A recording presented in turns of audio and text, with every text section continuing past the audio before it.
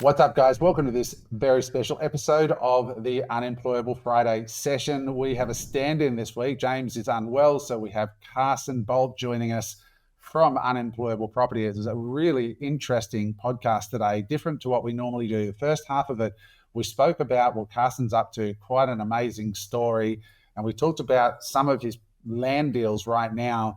One in particular was super interesting that his son found on an open listing on Domain that looks like it's going to net $13 million profit from less than $200,000 of cash being put in. It's an incredible story that he tells from 7 years ago, having zero property and no money and not returning phone calls to people because he just didn't have the confidence to have the phone call, to today having somewhere well over $100 million worth of projects in the pipeline, depending on how you value things.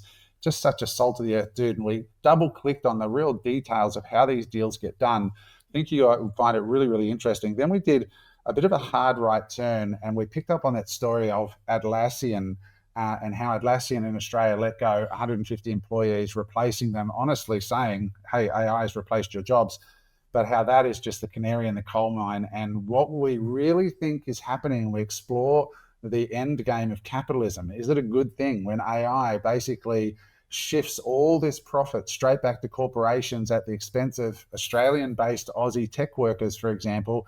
Those salaries are paid in Australia, taxes are rendered in Australia for those jobs. But when the jobs disappear and the money starts going offshore and overseas into complex corporate tax structures, what is the second and third order consequences of that for countries and nations that are principally capitalist in nature? What are the risks for us as everyday people that are real and that we're sleeping on right now, as well as what are the opportunities? We give some incredible examples in there, some of them hilarious, of what people are doing right now to really make sure that they are on the right side of this once in, well, maybe human race lifetime. This is not a generational change. This is a humanity change, the likes of which we've never seen. And so we go into that with a bit more detail that we think you'll find really interesting. If you haven't already subscribed to the channel, please do. That's all it takes, just a little click. It helps us get better guests on the show. It encourages us to keep going. We thank you for your attention. Engage in the comments. Enjoy. So guys, we have had the feedback from last week's episode. By the way, one of the biggest Friday episodes we've done in a long time, but it's official that there's to be no more unbuttoned shirts. Apparently, we've had 2 or 3 complaints from people saying that middle-aged men shouldn't wear button-down shirts. In the words of Andy Shumlow, they can fuck right off. Oh, it's hilarious. There was so many, I think there was hundreds of comments last week, and there was like 3 that said, boys, what's with the shaved chest? So I was like, oh my God, that's what you Mine is making a comeback. Don't worry about that. Adam, I thought you were going to come topless with a cigar this episode. Well, I did threaten that. I read it and I was like, I'm going to Andrew Tate it. I'm going to like get a tattoo. I'm going to take my shirt off and smoke a stogie. And wear some sunnies. With that said, for those watching on YouTube, you probably noticed that we have an unfamiliar face for the Friday pod. That is the one and only Carson Bolt, who is standing in for the currently festy James Denham. What is going on, Carson? Welcome to the show. Thanks for having me, guys. Look forward to it. You're good. For those of you who don't know who Carson is one half of the dynamic duo that head up the property side of Unemployable. And he's standing in for James because James got the cuties somehow. We don't know. Maybe he was sunning his balls on Mark's advice and backfired somehow. I'm not sure. I'm going with he's got an infection. But anyway. All right. So let's kick it off for another week of the Friday podcast. So, guys, why don't we kick it off with this story, Eric, that you found, which I thought was kind of alarming out of Australia, because we all know Australia's under pressure at the moment, and we know that, times are changing. We're seeing AI moving along and all this stuff, and we're going to talk about some big announcements in the AI space around Australian companies and the impact on our workforce here. But let's start off with this story about gambling, because I think this is an interesting one for young people who I think are just getting to the end of their tether. What's the story, Eric? Well, basically what they're saying is that they're calling it pokey in your pocket. Now, I know that's what Mark and James usually does, but this is a different type of pokey in your pocket. This is a little different type of this is a little different type of pocket pool. So basically, they're calling it pokey in your pocket, and basically, what they're saying is a lot of young adults under the age of 18, which is the legal age of gambling, are literally gambling on their phones. And it's Under getting a little bit 18. under 18. Yeah. And it's getting out of control. And not only that, $31.5 billion a year is lost on gambling in this country every year. So here we are, a lot of people, it's tough to make ends meet. Obviously, cost of living crises, yet we still have 31.5 billion to basically, put up the wall in regards to just spending it all, which I found quite alarming, if you ask me. It'd be interesting, Eric, if we get facial ID recognition rules for online gambling apps now, but given that they're taxed, maybe they won't be. Yeah. In all jokes aside, facial recognition for gambling makes more sense than to use YouTube, right? Or for porn, right? Like, a lot of people in the comments when we raised this last week about the Child Safety Act coming in and facial scanning everybody on social media. So many people said, what about OnlyFans? What about Pornhub and all these other things? How come they're not facially recognized? No, but that's exactly right. Like it's never ever been illegal to use social media, but there are strict rules and laws in relation to gambling, alcohol, and sex work, right? So, start there. Well, an interesting thing is what they're saying is, unlike being warned about pornography and these types of things in school, there's literally no awareness around the education in gambling in schools. So I don't think they're actually realizing how big of a problem it is. But let me tell you something. Other than a casino, I came from Canada, right? So other than going to the casino, that's the only place that you can gamble, and that's the only place you will ever see pokies. When I came here, and every second pub, restaurant literally have pokies inside, it was a shock to me, right? So what we're doing, in my opinion, is it's being bred in society, right, at such a young age. When you go to the pub with your parents as a kid, right, you're walking through the pub. On one side you got the pokies, on the other side you got the sit down dinner, and it's basically in the culture in this country. And it goes to show you, if there's $31.5 billion being spent on gambling, that's a massive issue, in my opinion, especially if it's happening in schools. So they're talking about, I've got a multi on, in mid-class, and the teachers kind of don't, that's what they're in the article, right? And the teachers aren't even, aware of what's going on. And they're literally, sports betting. It's so Australian. 2 12-year-old kids with a multi on during math class. I shouldn't laugh, but I can just imagine little Toby and his mate punting on the fucking nags. It's amazing. And there's now psychologists and gambling experts talking about how some kids, they've seen some kids less than 18 years old losing upwards of $20,000 within 2 days. My question is, where are they getting the money? Maybe OnlyFans or mum and dad's card, or I don't know. Sorry, didn't see you there. While you're here, actually, we've got a new coaching cohort that just opened up for the Unemployable Property Coaching Program, that you get taught on how to become a property developer. One-on-one coaching, bi-monthly coaching, and also events where we get a full coach bus with all the students and go to 6-7 different development sites. When I say development sites, from 1 lot to 10 lots to 50 lots. So you get to see exactly why we buy it, how we fund it, and also how you can do it yourself. The next day, we had an amazing event at the QT Hotel here on the Gold Coast, where we had all of our consultants come in and teach everybody on what they're looking for with sites, what are the different trends, and how you can become a property developer yourself. Now you see me on the video, but who you're gonna be getting coached by is Shannon and Carson. Who's Shannon and Carson?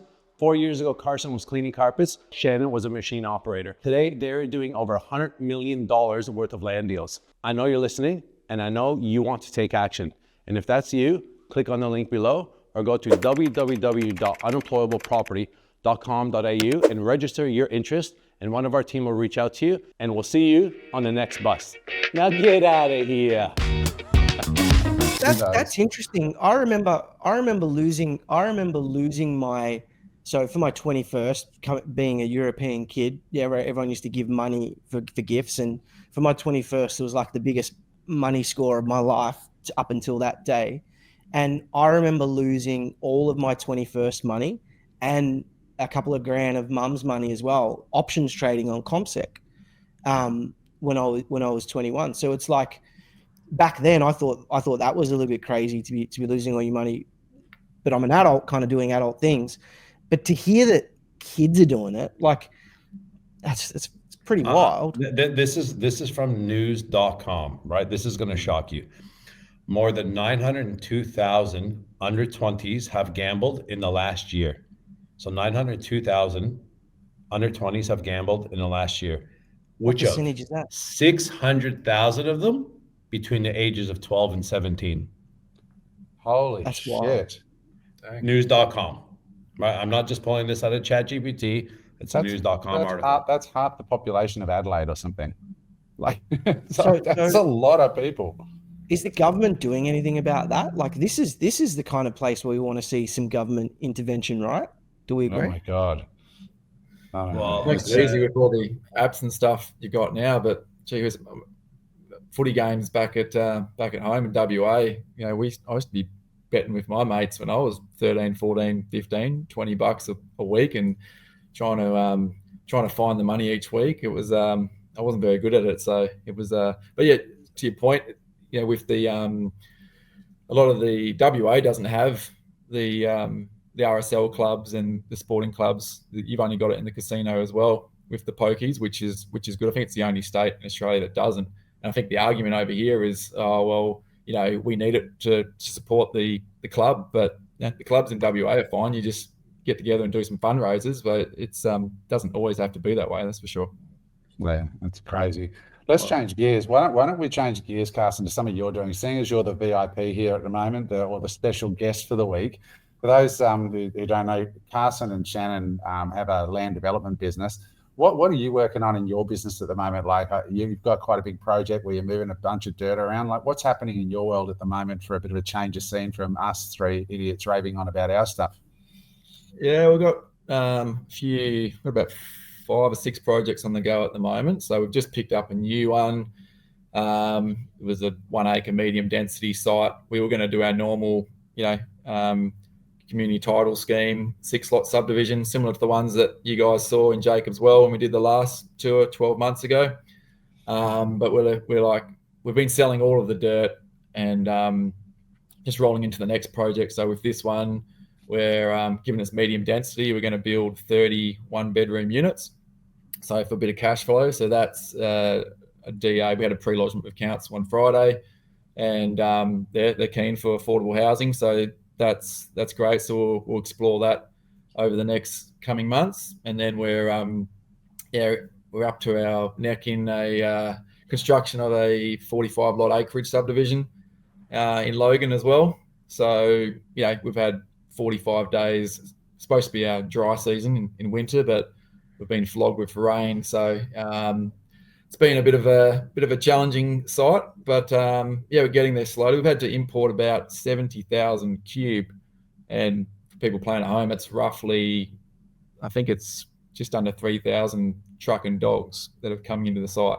So it's a lot of dirt we've had to import to lift the blocks above the Q100 flood level. So it's a big bulk earthworks undertaking. We're planting like 73,000 trees as well through the creek line, but that's a great project. We had that under option for 22 months before we settled, so we're able to roll straight into construction. And we've got very little money into that site because we paid 5.83 and the val came in at 10 million before we settled. So it was a nice one to use that soft equity. So a cash on cash return will be awesome in this deal.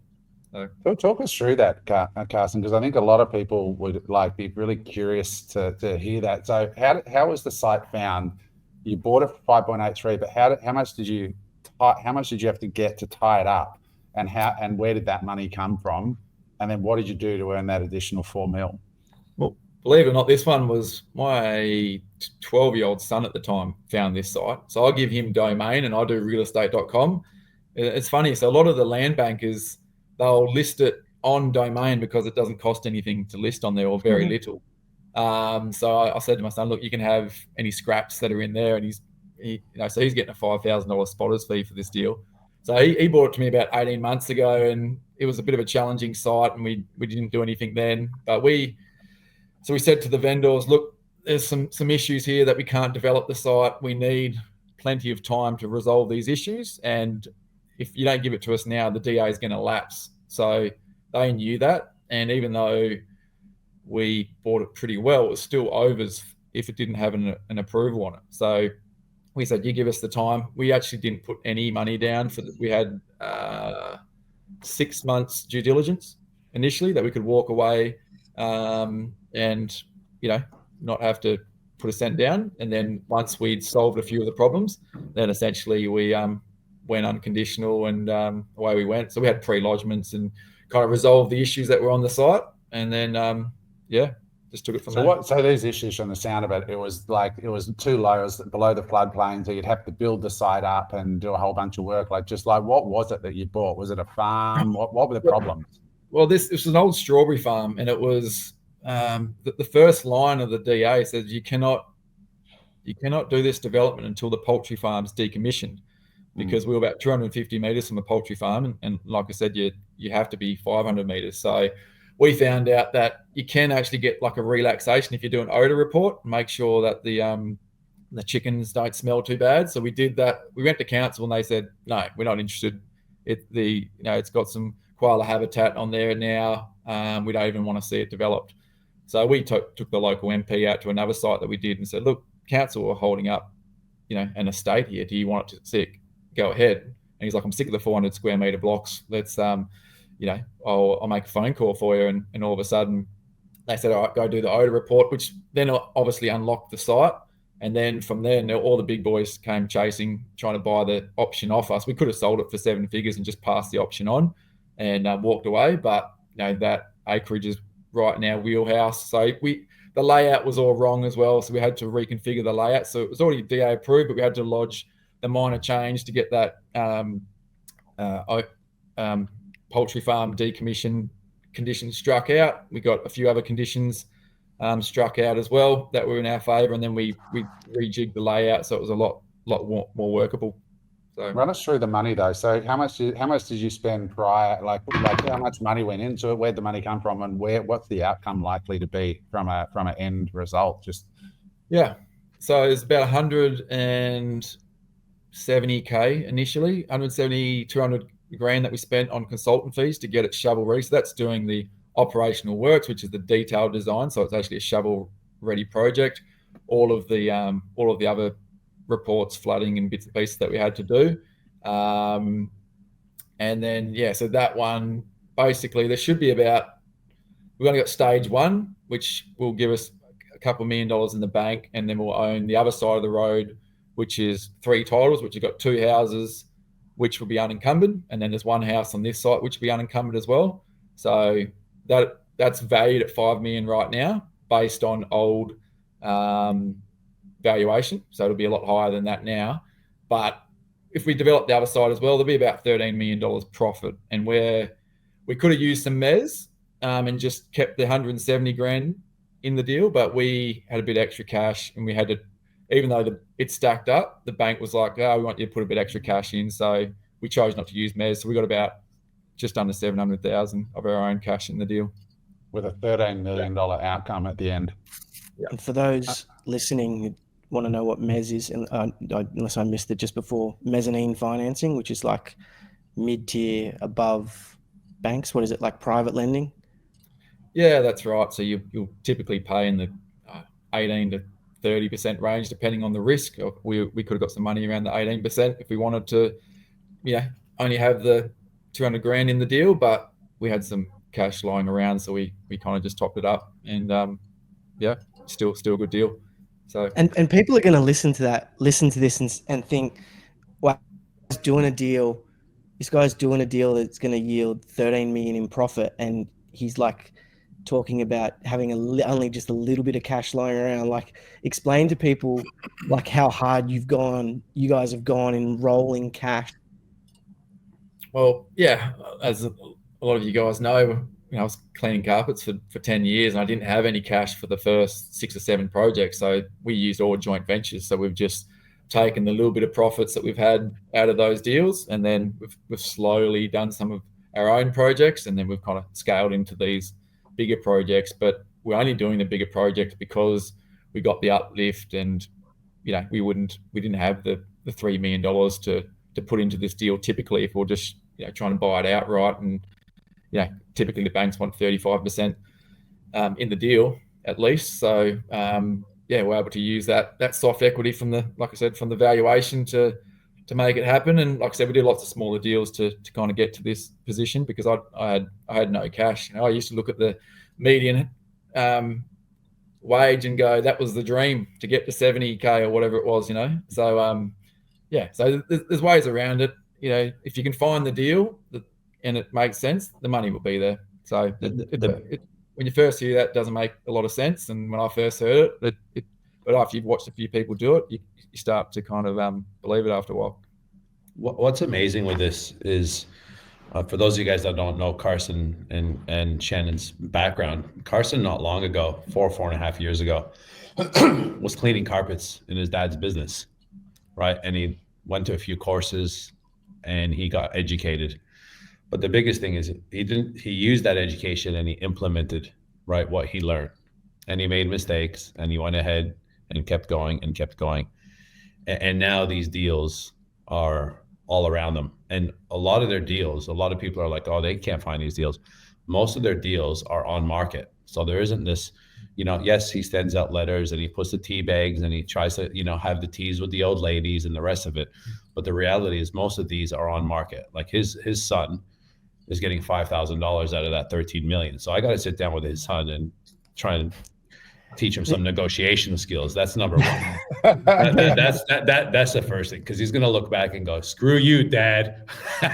No. But this is the thing, guys, right? Like, we talk about a lot of different things on this pod. And when James was sick today, he messaged me earlier and he was like, oh, I'm sick. I'm not going to be able to do this pod. I'm like, okay, well, who am I going to bring on? Straight away, I rang Carson, because I'm like, we talk a lot about Bitcoin and we talk a lot about crypto. We talk a lot about business and a lot of these different ways of earning money. And obviously I do a bit of property development, but I've never done any land. And then I look at how hard I work to make money through property development and built form and dealing with architects and builders and trades and all this stuff. And then I met Shannon and Carson, and then they're breaking down deals. Like even this deal prior to this $13 million one, right? The deal prior to that, anybody can actually do as well. And he just says, oh, we're going to be putting 31 beds for a bit of cash flow. 31 beds times $500 a week is $15,000 a week, a little bit of cash flow, right? Like, and the reality is that was on market. It is Eric, there. It's probably a little bit disingenuous though to say that anyone can do those deals, because if you were listening carefully before, you would have heard Carson say that he took the local MP out on site, and the local MP was then able to make a call that was able to influence someone else in council to get them what they needed. And I think that's the one thing that goes underappreciated with land development or any development. It's really about the two eyes. I mean, capital's there and it's easily abundant, but it's information and it's influence, right? It's having the information to understand how you can unlock, Carson used the word unlock, that site, and having the influence or the connections to be able to then, use that information to unlock sites, right? And so, and that only comes with doing reps. Just double clicking on that, Carsten, from a practical point of view, how do you do that? Like, did you know the guy, or did you just call his office, or what do you do when you want to take a council member out to lunch? Well, it's funny because we were about to drop the site, and I actually said to Shannon, look, I'm just going to ring the solicitor and pull the pin. And he's like, well, stuff, we've got nothing to lose now. I mean, let's ring the local MP and see if we can get any kind of leverage that way. And so hats off to Shannon. Like the deal wouldn't have gone ahead if he hadn't made that call. And it's funny because we had another site where we had an approval. We were going through the DA. We had 14 lots, and council, we had to request for information. It was all going smoothly, and then all of a sudden, the local MP rang council and said, "I don't want this development to go ahead." So I've been on the other side where it's actually, and I sat down with the guy and said, "What don't you like about it?" He's like, "Oh, I just don't like it. It's too slopey." And I was like, "Well, we comply with all of the council conditions. Have you read through it? Point to me where you don't like it." "Oh, no, I didn't like the old approval that was on the site, and I don't like this one." So I've had it go the other way, and we're like, "Stuff it. What have we got to lose? We're going to drop it anyways. Let's just make a call." And and so you just call the office up and speak to a secretary, or do you get to them direct? Like, I'm really interested in the granular side of this. Just literally ring the every MP will have a number or an email, and they'll have a gatekeeper, and they'll set up a meeting either in person or on site. And I think Shannon just rang him, and the MP rang him back and said, "Yeah, look, I'm happy to meet you on site." And he was just like, "This is exactly what I want to see, more acreage land. I'm sick of these 400 square meter cookie cutter blocks." He goes, "As long as it's not a state or federal level and it's just a council level," he goes, "I'll be pushing to see more of this." It was already a DA approved site, so it wasn't like it was we're trying to push for some brown paper bag outcome here. It was literally just let us, it's already DA approved, just let us do the odor report, because council were like, "We don't want to see it go ahead." So and then they were like, "Oh, okay, all right, we'll do the odor report," and there was a few more obstacles along the way, but yeah, we got there in the end, which is good. So you didn't even have this MP as a connection. You just called him. Eric, you're right. Anyone can do this. Well, that's why I double clicked on it. I wanted to clarify. Yeah, that's great. Yeah. I mean, it's again, the action and implementation is the key, and thinking outside of the box a little bit, right? Like, and using network. And this is what not enough people do, right? It's the too hard basket as an example. Like, I'd love to explain the one that you're doing now, if you can, and how that was found, and then the connection. Because can we talk about that one? Which one? Sorry, the one in Coomera. Yeah. So that was So we actually had Gallery Homes on the podcast, and this was their acquisitions lady was on the podcast. We've already went live with the pod. Carson met her at an event, and then keep going.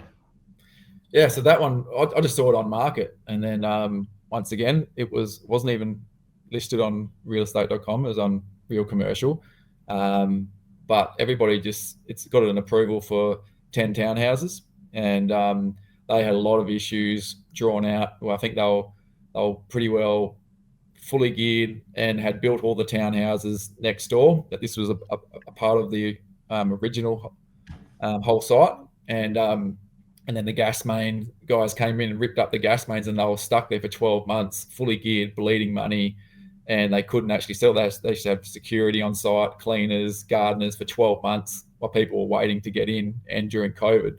So they had lots of issues there, and this was just a portion that they had an approval on, but for whatever reason, I think that had enough of the site and just wanted to move it on. We were originally looked at it, like I said, as a 6-lot subdivision. It's got a bit of slope to it. Once again, every single one of our sites has warts. If it's a corner block and it's flat and you can do a 1 into 2 or 1 into 3 lot subdivision, I don't want it, because some builder or investor is going to pay through the nose for it. I want something that's got hairs on it. So it's either got to have flooding issues, ecological challenges, slope, and most people look at it too hard basket. We're paying $1.1 million for a medium density site on the Gold Coast, where there's residential blocks in Skyridge that are selling for $1 million now. So for us, we look for the issue, and the bigger the problem, the bigger the payday at the end of the day. So that's what I look for.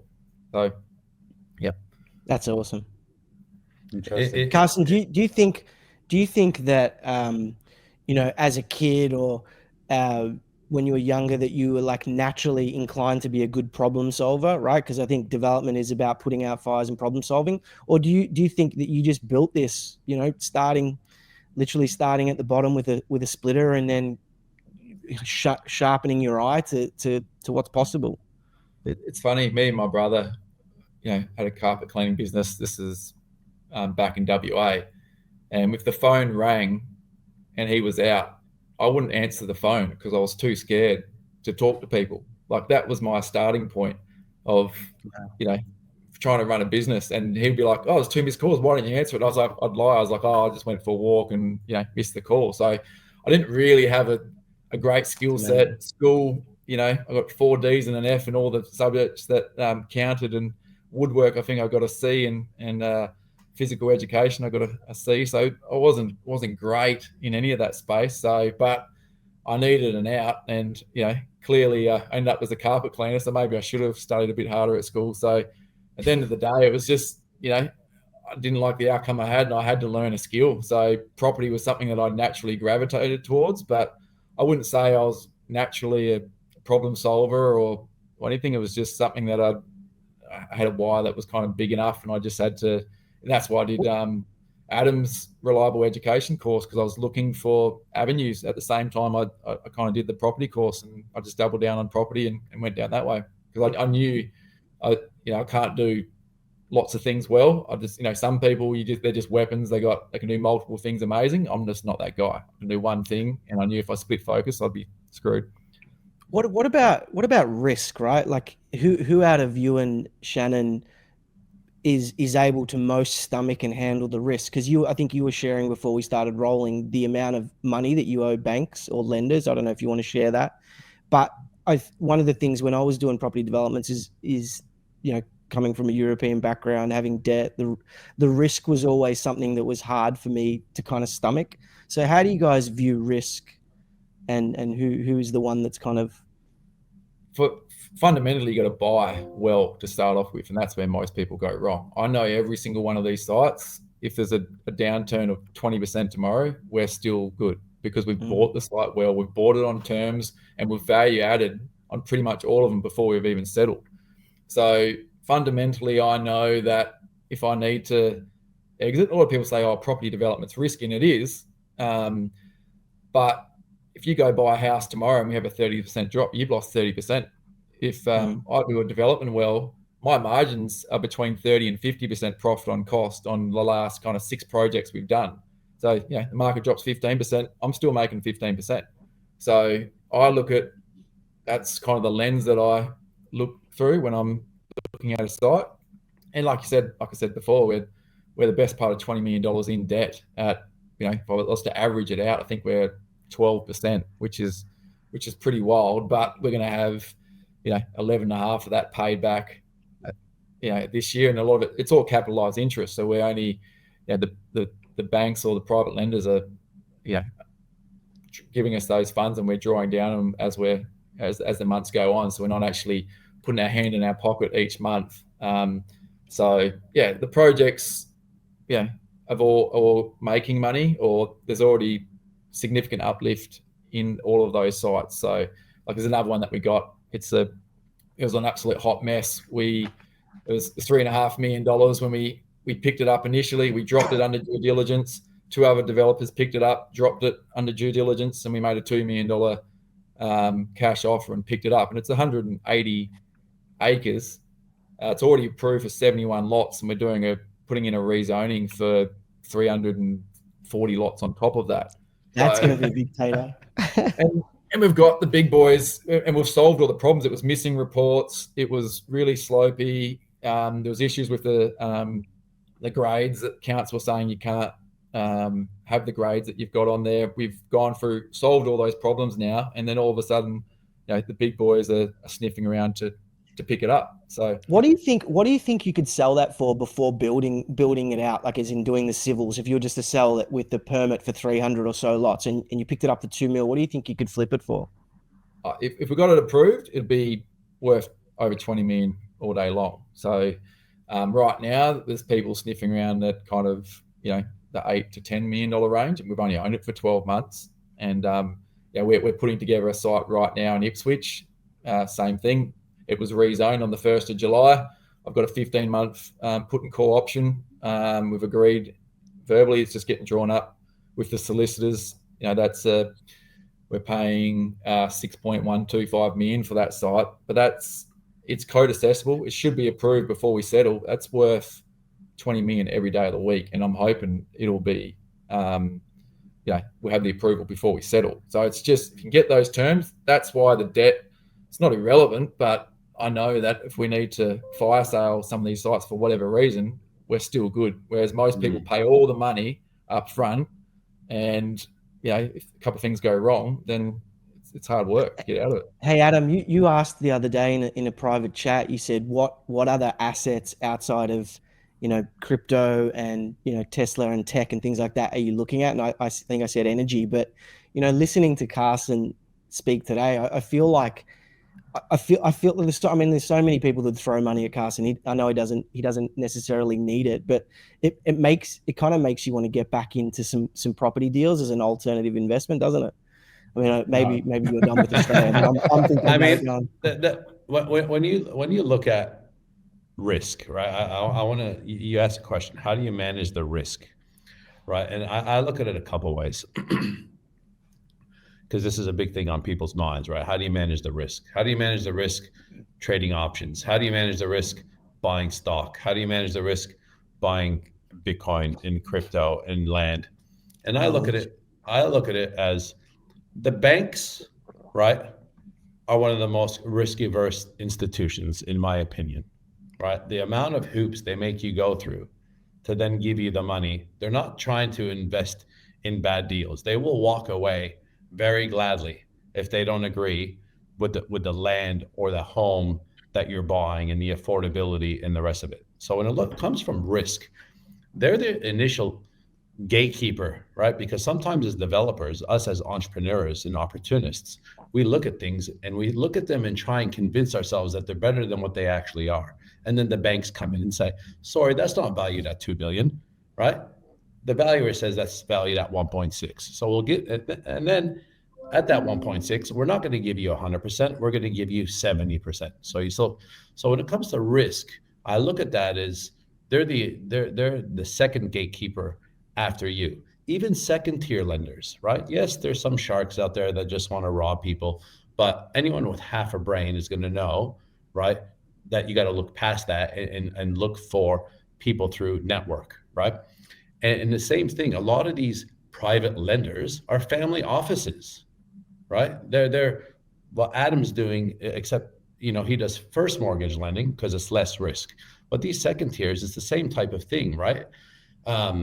They're somewhat risk averse. The only reason why this second tier lender, right, development lending space is becoming so much larger now with these family offices is because the banks are so much more risk averse now that they're not even lending as much to the land developers and to the property developers. So there's this huge industry that I forget what it was. There's some crazy statistic at the growth of this mid-tier lending and how much it's going to grow over the years to come, and it is massive. Adam. Well, Eric, it's to give people an idea of that mid-tier market, and that's where I've had a lot of money in first mortgage lending over the last few years, is because like one of my buildings in Burleigh, I sold it and I got a valuation because the banks get a reval every 3 or 4 years. And I got a valuation and they gave me a valuation of 2.2. And in my head, I'm like, are you guys kidding me? Like, it's not 2.2. And I argued with the valuer. 6 months later, I sold it for 4.5. That's how off their valuation was. It was literally a half market. Yeah. And then, as you said, they only lend a percentage on that. So it is sort of a built-in filter. But what I want people to take away from this, got a few other things to cover on the pod, is Shannon, just want to ask you a couple of just real quick questions. 7 years ago, how much real estate did you own? Zero real estate, right? And this deal that you're getting through right now, what will be the total value of your real estate in the pipeline once this deal's done? End value. End value of all the sites, like we're probably over $100 million. That's assuming if we don't, I'm not counting the rezoning and I'm not counting the site we're trying to pick up. If those two come off, we're probably, 250, 300 million. gross realization. That's not profit, obviously, but we're working on 30-40% margins. So, but yeah, they're long plays as well. Yeah. So the other question I want to ask you is, of the money required to go from 0 to 100, 200, 300, whatever it is that it ends up being, how much of that money on a percentage basis came from you, and how much of it came from you finding other people's money? So yeah, the first 6 deals, like I said, I didn't use 1 cent of my own money.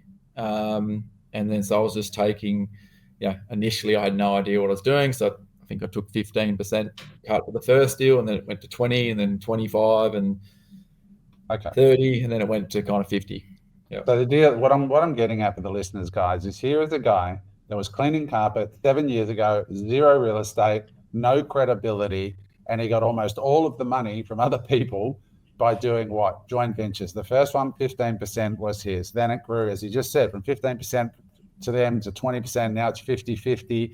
In other words, people are giving them all the money. They're getting half the upside. The investor's getting half, and they've done it all with other people's money. And we interviewed a guest yesterday. The pod's not out. It'll be out next Tuesday. But that guest went from homeless to 17 million followers worldwide, now doing business with Mr. Beast and a whole bunch of stuff. Incredible guest. And we said, Eric asked him, what's the difference between people who have a dream and people who actually get their dream? And he said, the difference is the ones who get their dream are the ones where they have to. It's not like they need to. They have to change. And I'm betting, Carson, that with you, it's like you had to change. You were tired of pushing a carpet cleaner around for less than par value, not even getting the minimum wage. You wanted to have a family. You needed. It was a must. Would that be a fair assessment? Yeah, 100%. Like I said, we, wife and 3 kids. It's first world problems, I know, but time your rent and bits and pieces, there was nothing left at the end of the week, and I was doing 80 hours a week to make that as well. I actually would have been better off, working for someone else. But I thought, I need business because at least I can, there was an opportunity to scale it, but I just couldn't. So I just need to find the right horse, and we eventually found that through real estate, but it took a while. I was pretty slow going. Like those first 2 deals took me 4 years to do, and like I said, that even with that first pitch, I stuffed up one of the numbers and didn't add GST into the pitch, and I said, look, instead of me being a part of the deal, put me on as a project manager, so if I'm terrible you can sack me, and we just had a little side deal of a spotter's fee if I was terrible at managing it. So I made it impossible for them to say no, because it was actually a good deal, and they were sophisticated developer investor in their own right, and they took a punt on me, and thank God we managed to make it work, and away we went. I just want to give Shannon Carson a bit of a plug here, because Unemployable Property, we've got a free Facebook group, and Shannon and Carson post a lot in there, a lot about their projects. They go in behind the scenes. They talk about how they fund things, how they found the money. And there's not a lot of people being this transparent out in this kind of space. So for anyone that wants to follow along, it's Unemployable Property. It's a free Facebook group. You get asked a few questions. We need to approve you to get in. So we have an admin team that will do that. And we also have now on Instagram, Unemployable Property Instagram page, and invaluable information and videos that get posted every day. And it's totally free, guys. So go along and you'll meet Shannon Carson, but also heaps of clients. We've got architects, town planners, investors. So get in there. I want to change gears. Thank you, Carson, for sharing all that. It's a really interesting story, and it's funny how the world works, but here we are. So what I want to change gears to is I want to loop back and touch on this story last week that we raised quickly, but we just didn't have time to double click on it enough, which was the emergence of AI. And I'm constantly, I listen to a guy online, James, who runs a channel called Invest Answers. Shout out to James, who does some great content. He's got 500,000 followers. I just love his stuff. And one of the things he says is always keep your tap dancing shoes on. And I'm in about probably 4 or 5 private WhatsApp groups between friends on different subjects. And one of them is Bitcoin, Tesla, AI kind of themed. And this week, a few days ago, I think I watched a pod by James this week, and from Invest Answers, and he said, what people are failing to understand is that we are about to see 100 years of change in 10 years. And the human brain thinks linearly, like we're not good at thinking, exponentially. And he said, he said, like NVIDIA is like, when you look at the growth of NVIDIA, for example, on the back of the AI boom, it's just out of control how wealthy that company has become. There's billionaires that work there, like there's loads of them. And he said something that he said in 10 years, he believes that 60% of the value of the S&P will be AI companies, which is freaking crazy. Like I think the Mag 7 is 30 or 40% today. So he's tipping it'll be almost double the Mag 7 will all be AI companies. And we're seeing massive, massive change. And this little story, which was kind of a canary in the coal mine, in my opinion, was the story of the Aussie founded tech giant Atlassian. And Eric, you might have the stats there, but they let go some people. It wasn't even that big compared to what's going on. But what was the story? Yeah, so the story I found online on DMarch, and basically the headline was Atlassian CEO under fire for replacing 150 employees with AI. So obviously a bit of a negative twist to it. So CEO Mike Cannon-Brookes, whoever, for those of you guys that don't know him, he's a multi-billionaire, one of the wealthiest guys in the country now, that owns Atlassian, laid off 150 employees, many in customer support, telling them their roles will be soon handled by AI. And as a gesture, he handed them 6 months' pay as a parting gesture. Basically, thank you for coming. Here's 6 months worth of pay, and moving on. So it's interesting because I talk to so many people, right? And I'm in the same mindset. Like I'm not thinking exponentially with AI and how fast it's moving. I understand it. We're around it with business. We're talking about it. But when you start hearing this, like 150 staff, you line up 150 people in a row, right? That's a long lineup of people all now without a job. And in my opinion, the CEO of Atlassian, what is he responsible for? Is he responsible for hiring as many people as possible? Or is he responsible for making as much change as possible and making as much money as possible? And this is the thing that people, option B. And this is the thing that people need to start realizing, and people need to start looking in the mirror and going, can you be one of those 150? And that's one article. This is happening over and over and over again with big corporate giants. And now it's not corporates, it's happening in small to medium enterprise business as well. Eric, that's a small number. I mean, in the States and overseas, it's more like thousands are being let go at a time. You're going to say something there, Mark?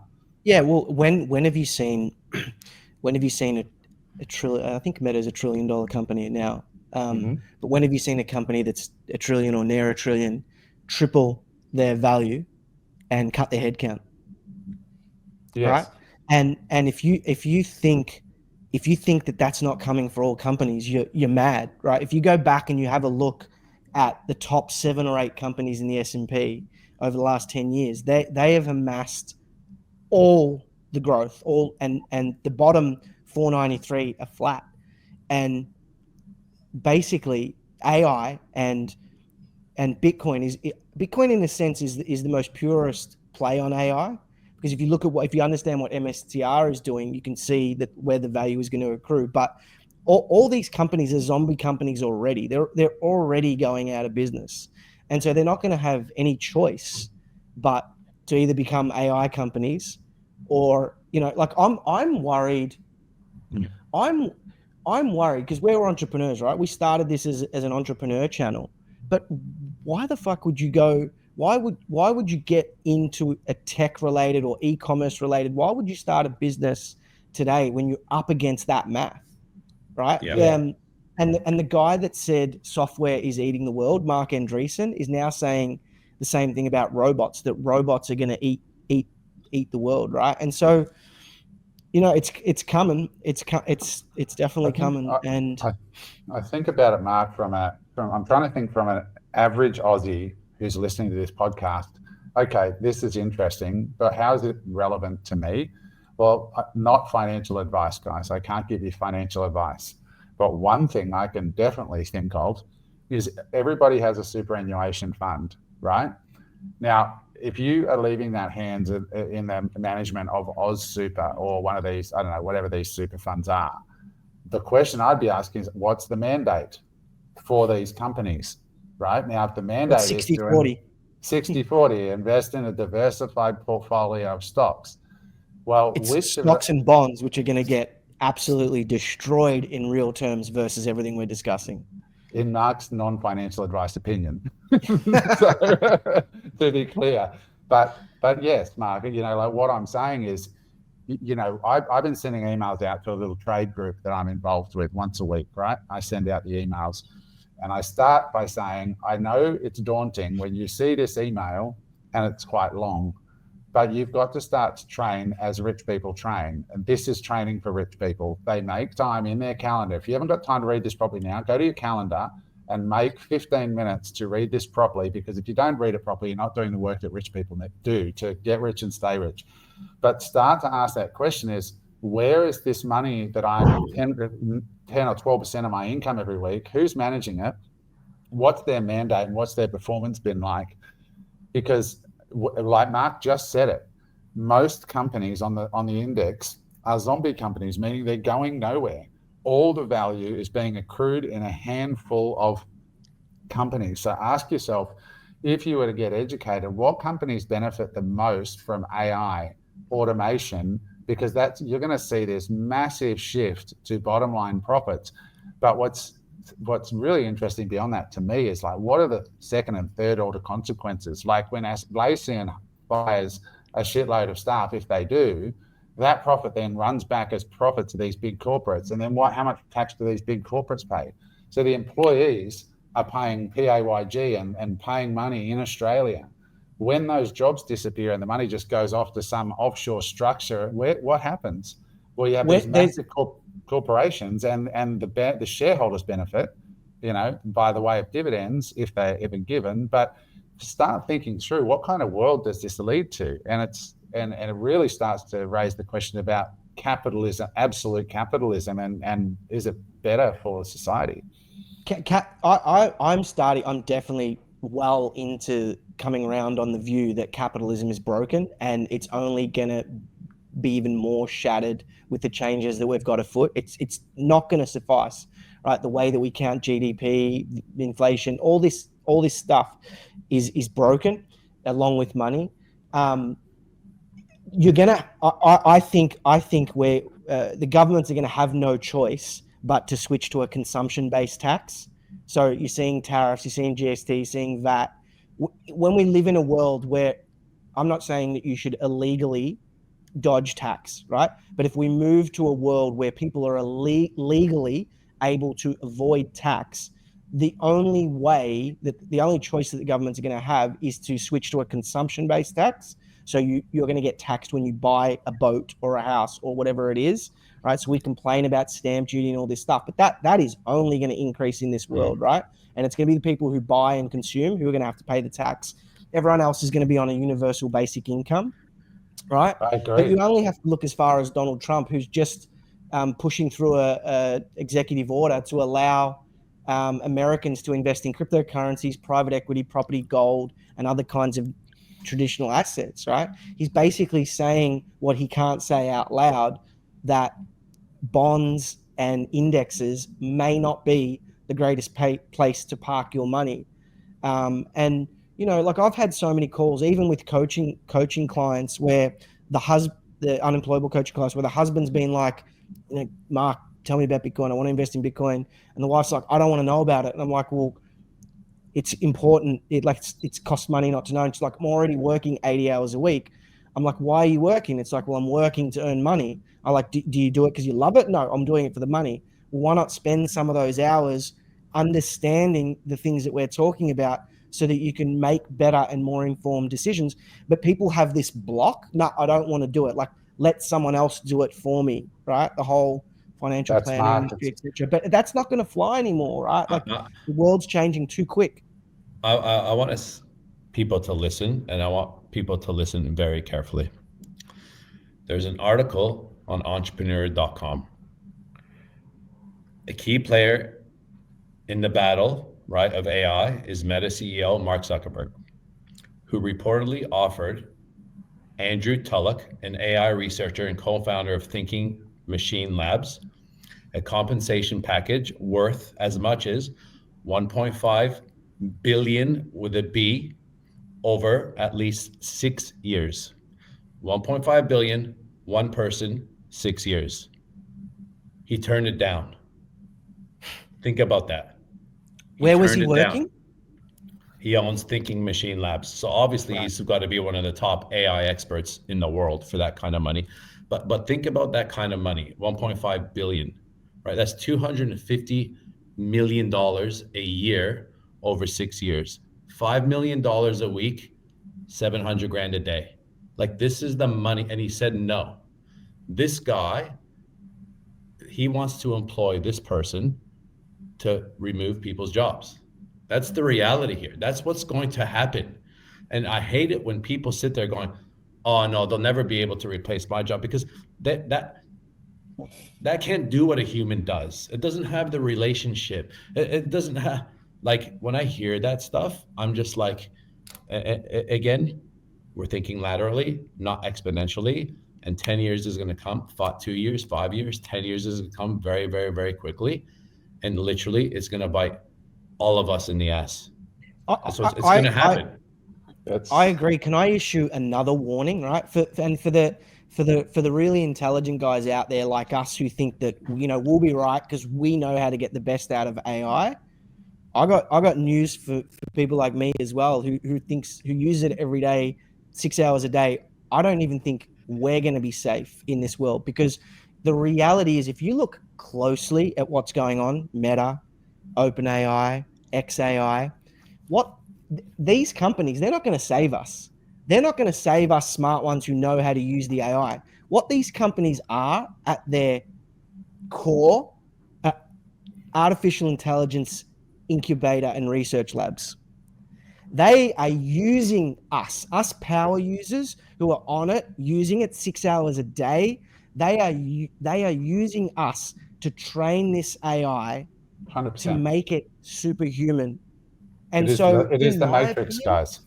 In my opinion, right, this is my humble opinion, not financial advice, we maybe got the next 4, 5, 6 years to make as much fucking cash as we can in any way possible, right? Hopefully investing in some of the winners, maybe, because after that, the fuck knows. All bets are off, and I have no idea what is going to happen after that. Mark, this is why I'm urging people to take self-education into their own hands and start to, like, if property has resonated with you through this story, go that way.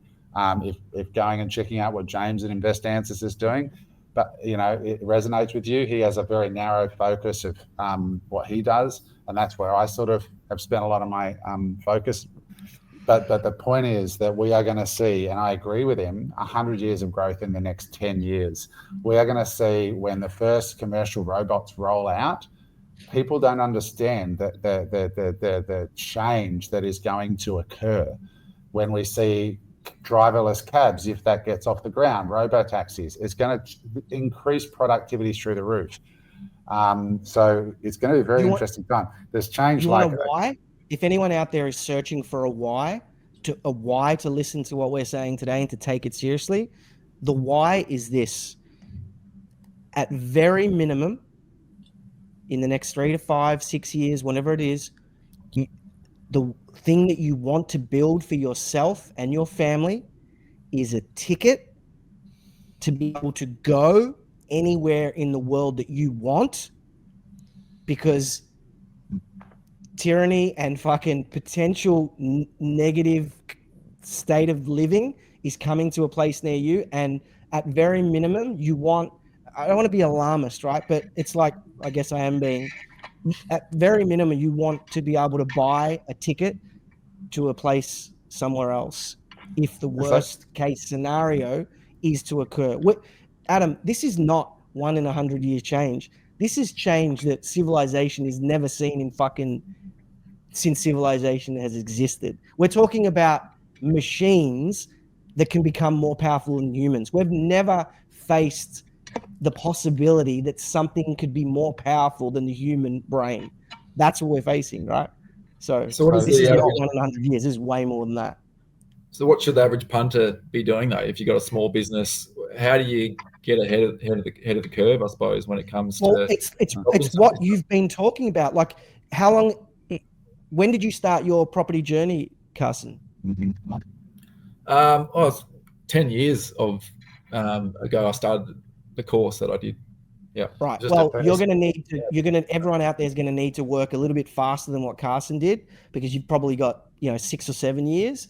But we need to choose something that we're interested in, learn it, and Carson, understand capital flow, because there's more money in the world than there's ever been. So the pie is available there to us. We've just got to learn something and get good at something in order to take advantage of it. Carson, the first step is to wake the hell up. I just think so many people are just dead asleep, and they're just living in this illusion that she'll be right. And I honestly do not believe that she will be right, because they're going to get that call, or their business is going to get disrupted, or something's going to happen that it was really obvious in hindsight that they just didn't think through. And that space, Mark, that you're alluding to about global redistribution, there's a war going on right now. Like, people are migrating. People have figured out plane tickets are actually much cheaper than tax bills. It's, they can go, oh shit, I can relocate, I can move here, I'm not in a prison. But, for the young people listening to this, we spoke to this guy, again, I can't say the guest yet because it's embargoed till it comes out, but 17 million followers. He said, he was homeless, right? And he said, look, the power that the young people have today is these supercomputer in your pocket. And if you've got a passion, which is what he's done, you can monetize a passion with just some learning. Like I saw this guy this week who basically gamified his dating life, and he used AI to connect to his Hinge and Tinder profiles, and he's created into a product now. And basically it DMs girls, it grades them based on values, it gives them a 1 to 10 wifey material rating. What are the values? That's what I want to know. Which mode? Wife, girlfriend, someone I'd like to. Fun what mode. mode are you talking about, Eric? No, but dude, this guy has it connected to his calendar, and he said, this is my calendar, and it's just shockers of dates. And he says, I'm spending 0 time in DMs. I've trained the AI to identify my type, ask a series of questions, grade them from 1 to 10 on wife material and fun material, and he separates them out, and it's fully automated. The other number one app in Japan right now, do you know what the number one app in Japan right now is in the App Store? It is Grok AI Girlfriend. So it's an AI girlfriend powered by Grok, and it's gone absolutely viral in Japan. Now, I'm not saying this isn't good for health and good for social fabric in Japan, but what I'm pointing out is that there is unprecedented opportunity window at the moment as well.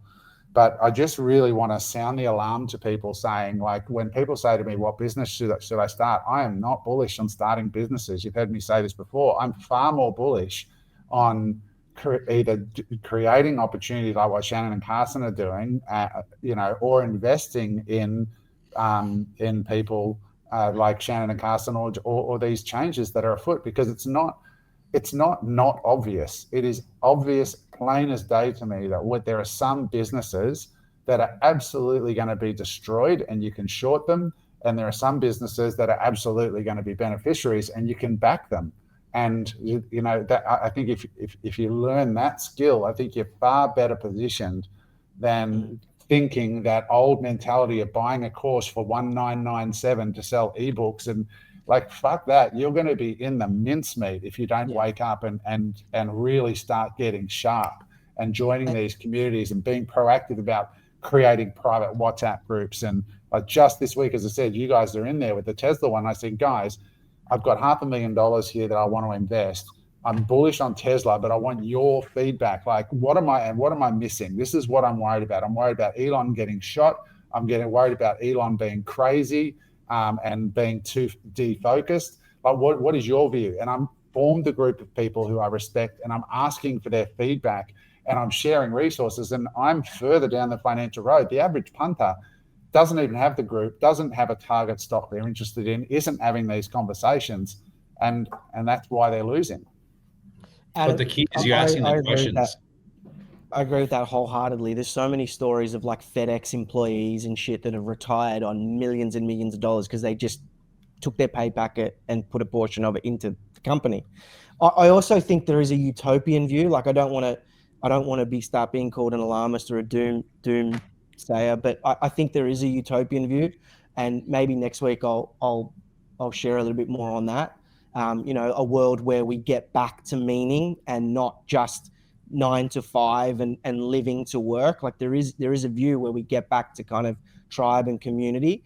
But at this point, we really don't know what percentage chance likely it's going to be utopia versus dystopia, and we don't know which country will have utopia versus dystopia, right? So there is utopian in view, and it's not all bad, and we'll talk about that maybe next week. We do need to wind it up, but I will close with this, right? I love the utopian case because I've looked at it too. But one thing I can tell all Australians, you have zero chance of a utopian future if you don't get these fucking morons out of power that are in power at the moment, because it requires politicians that actually can manage money well, or it's not going to be utopian. Like that story I put up on my socials this week of Victoria just spending $13 million on 40 bins to collect machetes from criminals, right? Like if you've got people running the hen house that think it's okay to spend $13 million on 40 steel bins, you never get to get a utopian future because they don't know how to structure a universal base income. Now, I'm not saying liberal would be any better. They'd probably be just as bad.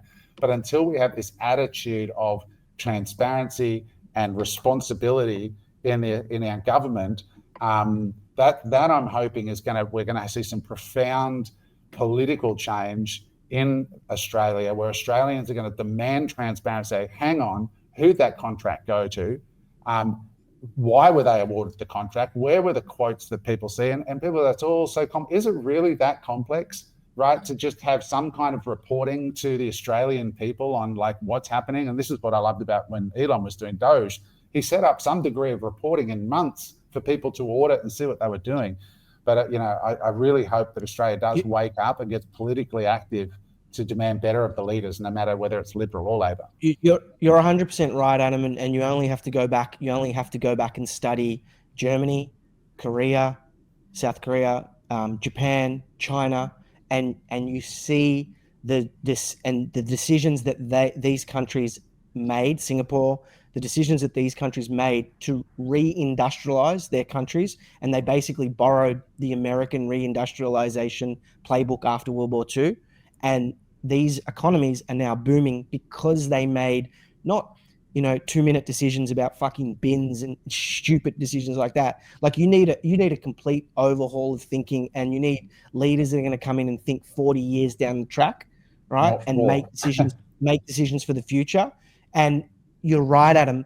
The only thing that can create that kind of change, it's not better leaders or smarter leaders. It's the people. It's the people demanding that kind of change. If it's democracy, it's constitution, it's the people demanding that kind of change. So, we have real problems than we give ourselves credit for. The people, we got real problems like preference voting. It's crazy, right? Like the preference voting doesn't work. There's all these problems in our system that have to fundamentally change, or there's no hope for the country. It's just that simple, and that's what we've got to start to realize. Guys, this Eric. The reality is this: the decision is yours. Today, Carson is here, right, for a reason. He's made a decision. He now has a successful land development company. He now has a successful coaching program. He's now part of a podcast.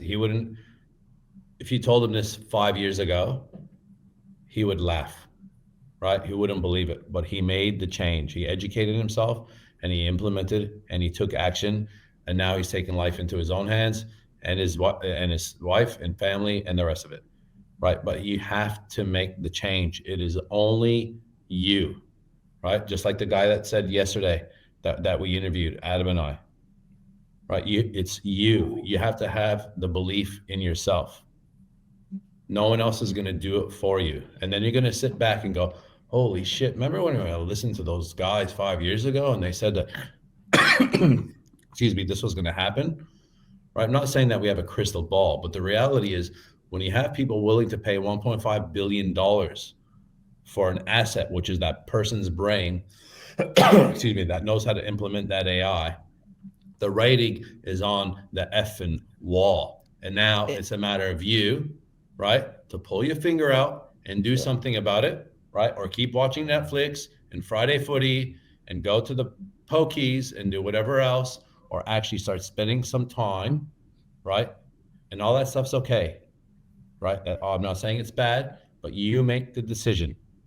Only you can. It is bad if.